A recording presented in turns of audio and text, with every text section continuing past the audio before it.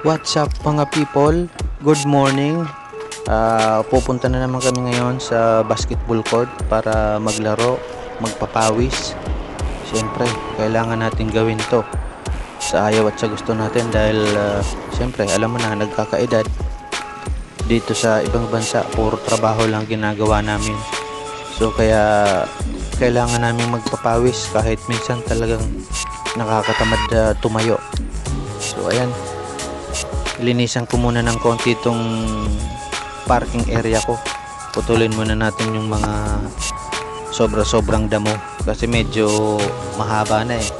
Siyempre, gamit natin yung Rambo knife galing sa Amazon. So ayan, tapos na tayo. Magsimula na tayo magpapawis. Eto na nga.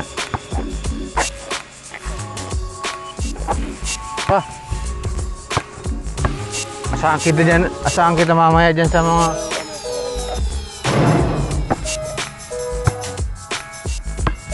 dito ako mga ano shoot.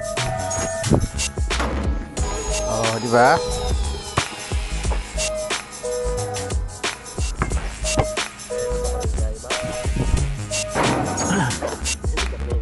Ano? May lubak.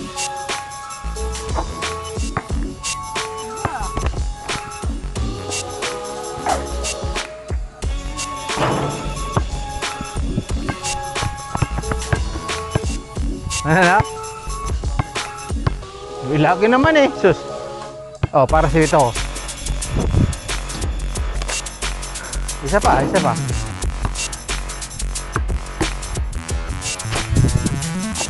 Oh. Dito pa sa iba, Dito ko minsan nagpapanalo eh. Oh, di ba? Mga soft touch ba?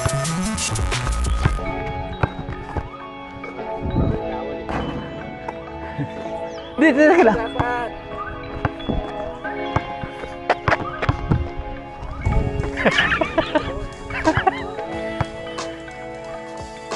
Shit, nabisaklat yung hita ko. Uy, gumaganda. Siyempre.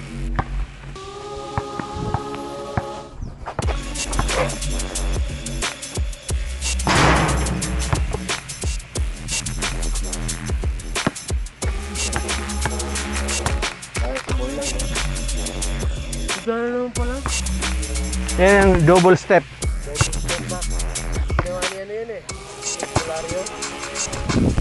Oo. See?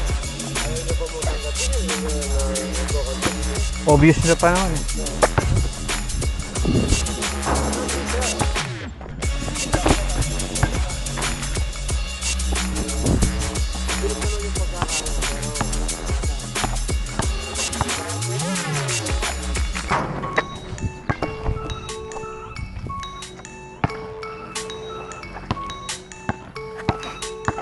Huwag mo kasing panay-panayin.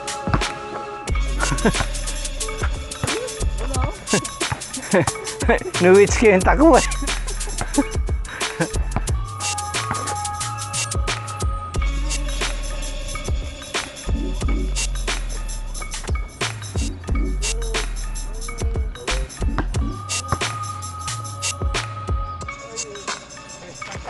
Ako'y muling nagbabalik.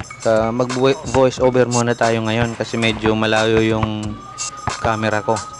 So ito yung ginagawa namin every other day. Gigising ng alas 6 o alas 6:30 para pumunta natin dito sa court. Bali mga 5 minutes, 6 minutes lang kung magbibisikleta. Libre naman to, walang bayad. Kaya lang pag bandang mga alas 7 mainit na agad kaya wala, sunog na talaga yung balat.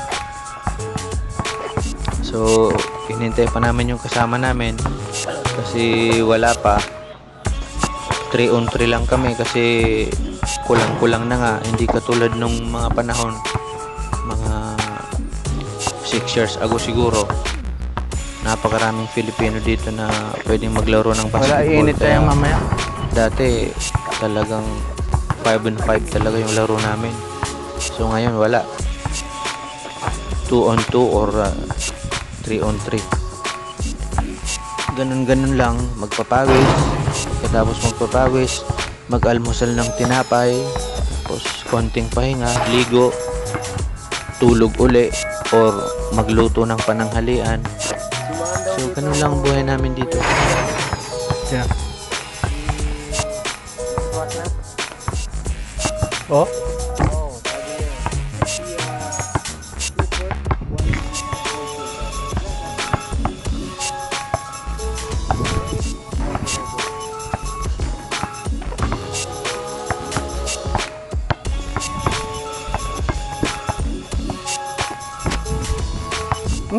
Lakas. So ayun, eto na nga, nagsimula na nga kami. Puro tawanan lang na may konting laro.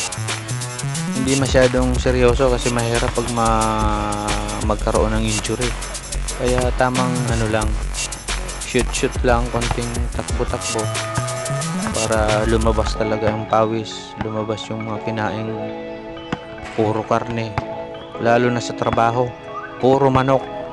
Sa loob ng 11 taon, puro manok, halos araw-araw. Bibihirang kapag ulam ng hindi manok sa trabaho. Ewan ko, tutubuan na kami ng pakpak sa balahibo dito.